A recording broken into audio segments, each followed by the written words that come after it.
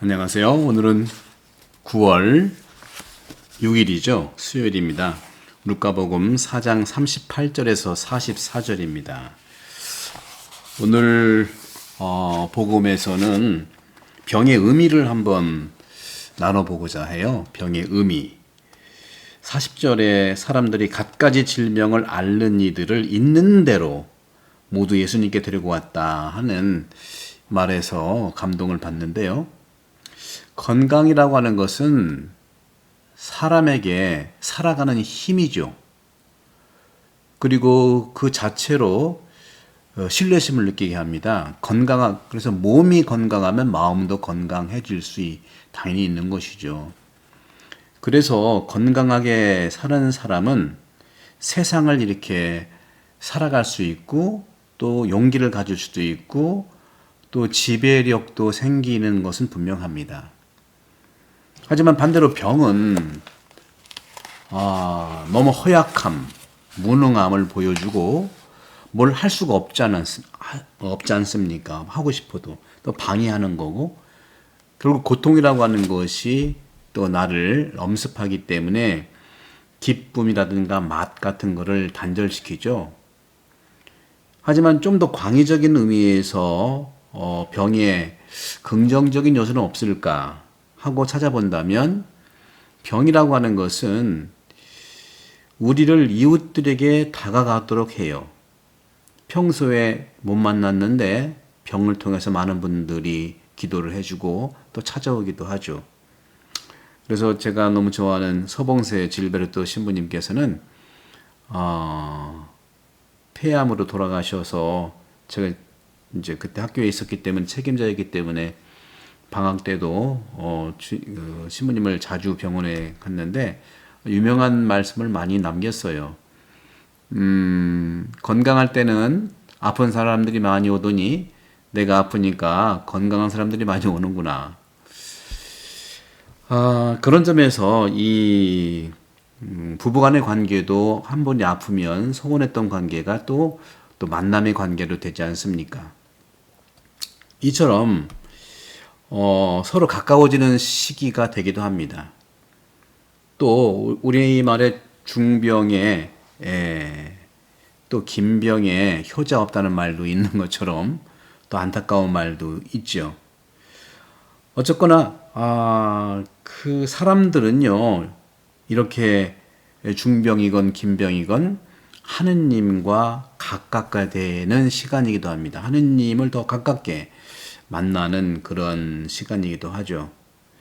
병으로 내가 약해졌지만 그 병을 통해서 평소에 느끼지 못했던 아니면 잊고 살았던 어떤 고독이라든가 고통은 무엇인가 이런 부분들도 분명히 우리에게 인식하는 인간 성장을 넘어선 인간 성숙의 시간이라는 것은 분명합니다.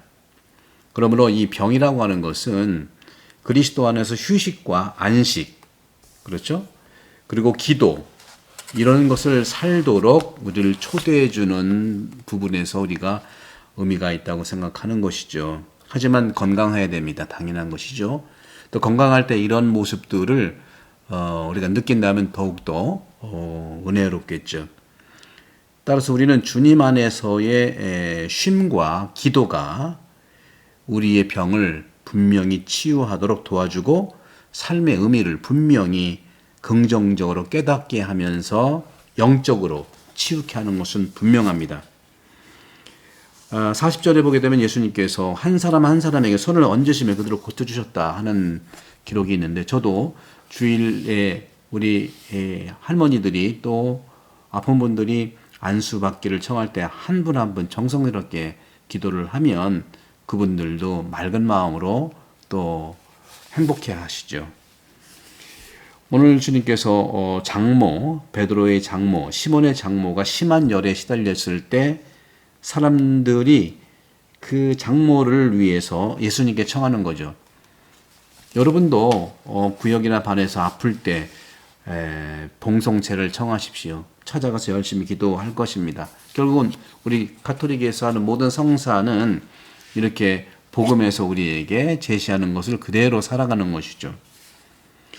예수님께서 부인에게 다가가셔서 그 열을 꾸짖었어요. 열이 코로나쯤 되는 것 같죠? 그러니까 열이 가신 겁니다. 이 두려움과 또 어떤 고통이 치유를 통해서, 즉 기도를 통해서 어느 정도 회복된다는 건 분명하죠. 그 감기라고 하는 것도요, 결국에는 여러 가지의 원인들이 다양하지만 이런 면역력이라고 하는 것도 심리적 안정감에서도 많이 옵니다. 심리적으로 불안할 때 감기에 걸릴 수 있죠. 두려움일 때. 그래서 주님께서는 항상 두려워하지 마라, 용기를 내어라 하고 우리에게 제시해 주시는 것은 우리의 건강, 영혼과 또 몸과 영의 건강함을 우리에게 주시는 축복입니다. 그러자 이제 시몬의 장모가 열이 가시고 회복이 되자 그들의 시중을 들었다는 또 이런 말에서 우리는 또 감동을 받습니다. 그러면서 해줄 무렵에 모든 갖가지 질병을 앓는 이들을 데리고 예수님께 왔고요. 좀 전에 말씀드린 것처럼 한 사람 한 사람 손을 얹어주시며 그들을 고쳐주셨습니다. 마귀들도 많은 사람에게서 나가며 소리를 질렀죠. 이 마귀 얘기는 어저께 말씀드렸으니까 넘어가기로 하고요. 날이 새면서 예수님께서는 또 밖으로 나가셔서, 즉 외딴 곳에 가셔서 또 기도를 하시는데 군중들은 예수님을 또 찾는 거예요. 그러면서 떠나지 말아달라고 붙들기까지 하죠. 얼마나 예수님의 이러한 그 기도의 축복과 또 은혜로운 축복이 요청되는지를 알 수 있겠죠. 하지만 예수님께서는 말씀하셨어요. 나는 하느님 나라의, 즉 신국의 기쁜 소식을 다른 고을에도 전해야 한다. 사실 나는 그 일을 하도록 파견되었다 하면서 유다 여러 회당을 다니며 복음을 선포하는 것이죠. 여기에 있는 것이죠. 그런 점에서 저는 우리 본당이 태안 전체의 남면도와 함께 성당이 2개 있잖아요. 태안 반도 전체가.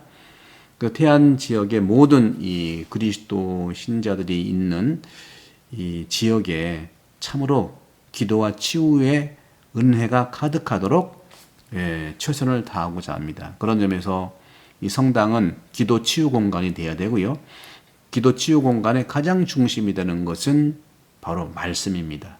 말씀을 주님 말씀으로 내가 받아들이고 살아가는 것이 중요하죠. 그래서 저희 본당에서 여기 보시죠. 네, 이번에는 이제 루카복음을 합니다. 루카복음 다시 말씀을 좀 드리면은 루카복음, 올해는 루카복음을 하고요. 물론 제가 시드니에 있을 때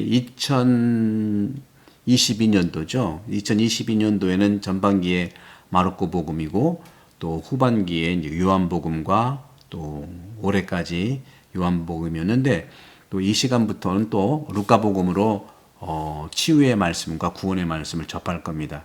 내년에는 마태복음을 할 겁니다. 이렇게 사복음서를 통해서 기도 치유 공간의 중심인 말씀, 로고 테라피, 기도 치유, 말씀 치유로서 우리가 거듭날 것입니다. 성경은 믿음의 책이죠. 믿음은 감정적인 그런 분야가 아니라 말씀을 마음에 품고 있는 삶을 말합니다. 그런 점에서 성모 마리아는 믿음의 모범이지요. 믿으셨으니 복되십니다는 것이죠. 여러분들, 믿는다는 것은 말씀을 품고 믿는 겁니다. 마음에 새기는 것이고 영혼에 이렇게 기록하는 것이죠. 말씀이 우리 안에서 구원과 치유는 항상 이루어집니다. 성부와 성자와 성령께서 여러분을 강복합니다. 감사합니다. 구독 신청 많이 부탁드리고, 혹시 이 그 책을 원하시는 분은 제가 어제 이메일을 올려놨으니까 메일을 주시면 저희들이 보내드리도록 하겠습니다. 감사합니다.